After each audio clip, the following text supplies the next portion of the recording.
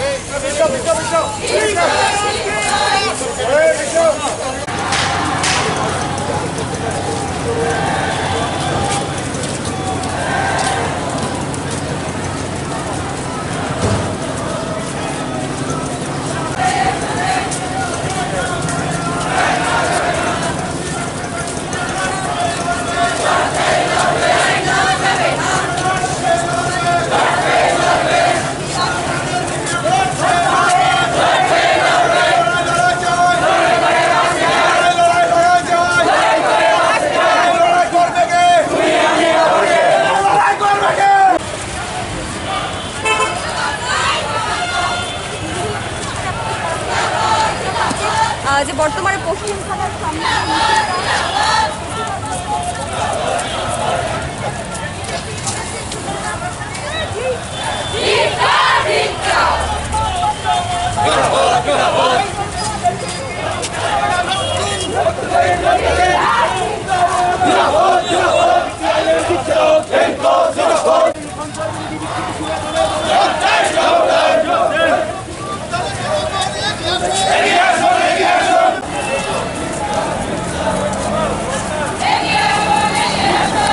মানুষের জীবন সম্পত্তি রক্ষার স্বার্থে সিপিআইএম লড়াইয়ের মধ্যে ময়দানে ছিল, আছে, থাকবে। সিপিআইএমকে জনগণ থেকে বিচ্ছিন্ন করতে পারবে না।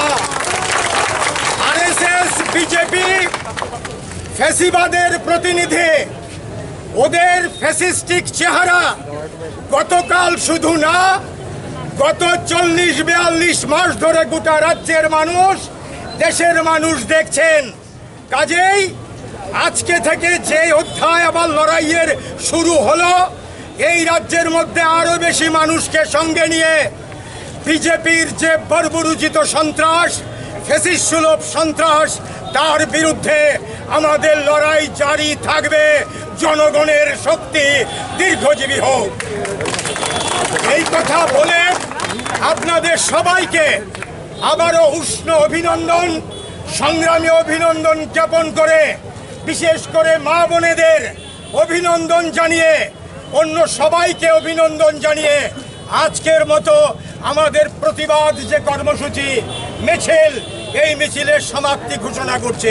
আজকে আমরা প্রতিবাদ করলাম, ওরা বর্বরোচিত কায়দায় গতকাল আমাদের পার্টি অফিসগুলো ভেঙেছেন, গণসংগঠন অফিস ভেঙেছেন, বাড়িঘর আগুন দিয়েছেন, পার্টি অফিসগুলোতে আগুন দিয়েছেন, যা খুশি তা করেছেন, চূড়ান্ত অরাজক একটা পরিস্থিতি তৈরি করেছেন। এটার বিরুদ্ধে মানুষ সোচ্চার হয়েছেন, প্রতিবাদে সামিল হয়েছেন এবং আমরা গণতান্ত্রিক পদ্ধতিতে, ওরা করেছে লাঠি নিয়ে আক্রমণ, আগুন দিয়ে অফিস পুড়িয়ে দেওয়া, আর শান্তিপ্রিয় মানুষ, গণতান্ত্রিক মানুষ ঐক্যবদ্ধভাবে একটা শান্তিপ্রিয় মিছিলের মধ্য দিয়ে প্রতিবাদ করলেন। আপনারা জানেন শুধু পার্টি অফিস না, এমনকি প্রতিবাদী কলম, TV24, দেশের কোথাও অফিস পর্যন্ত আক্রান্ত হয়েছে। পত্রিকা অফিসও ছাড়তে না ওরা। কাজে ওদের কাছে কিছু আশা করে লাভ নেই। কাজে এরা চাইছে এই কায়দায়, এই পদ্ধতিতে সরকার চালাতেন, কিন্তু রাজ্যের মানুষ অতীত অভিজ্ঞতায় যেটা জানা গেছে, এটা হয় না। মানুষের একটা মন আছে, মানুষের একটা প্রতিবাদের অধিকার আছে। যদি মনে করে যে লাঠি দেখিয়ে পিটিয়ে ঘরে ঢুকিয়ে দেবেন, এই রাজ্যের ইতিহাস তা বলে না। এবং ইতিহাস বলে যে কোনো অন্যায়ের বিরুদ্ধে মানুষ সোচ্চার হয়েছেন, একটু সময় নেয়। যখন বুঝতে পারেন যে এই জিনিস চলতে পারে না, আমরা সবাই আক্রান্ত মানুষগুলোর মধ্যে ঐক্য গড়ে উঠে আক্রমণকারীর বিরুদ্ধে প্রতিরোধ সংগ্রাম শক্তিশালী হয়। এটি ইতিহাস। আমরা আশা করছি ওরা জোর করে মানুষকে ঘরে ঢুকিয়ে দেবে ভেবেছে, লাঠি পেটা করে আগুন লাগিয়ে, এই হবে না। এই রাজ্যের মানুষ প্রতিবাদে সোচ্চার হবেন। এরই প্রতিবাদ শান্তিপূর্ণ মিছিলের মধ্য দিয়ে আমরা আমাদের প্রতিবাদ ধ্বনিত করলাম।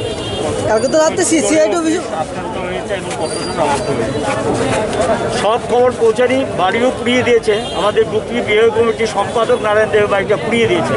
ডিওএফের রাজ্য কমিটির সম্পাদক ওনার ছেলে এই বাড়িটা পুড়িয়ে দিয়েছেন। এর আগেও বহুবার আক্রান্ত হয়েছে। পার্টি অফিস এদিকে উদয়পুর পার্টি অফিসে ঢিল পাটকেল চড়েছে, কাঁঠালিয়া পার্টি অফিস ভেঙেছে, বিশালগড় পার্টি অফিসটা ডোজার দিয়ে ভেঙে ভিতরে ঢুকে আগুন লাগিয়ে দিয়েছেন। তারপর হাবানিয়া পার্টি বিভাগ কমিটি অফিসটা ভেঙেছেন, ডুকলি বিভাগ কমিটি অফিস। বাজারঘাট অফিস ভাঙচুর করেছেন। এখানে আরেকটা অফিস আমাদের ছিল, লোকাল কমিটি অফিস, এখানে এই বরদলজিতে, এটাও ভাঙচুর করে লুট করে নিয়ে গেছেন।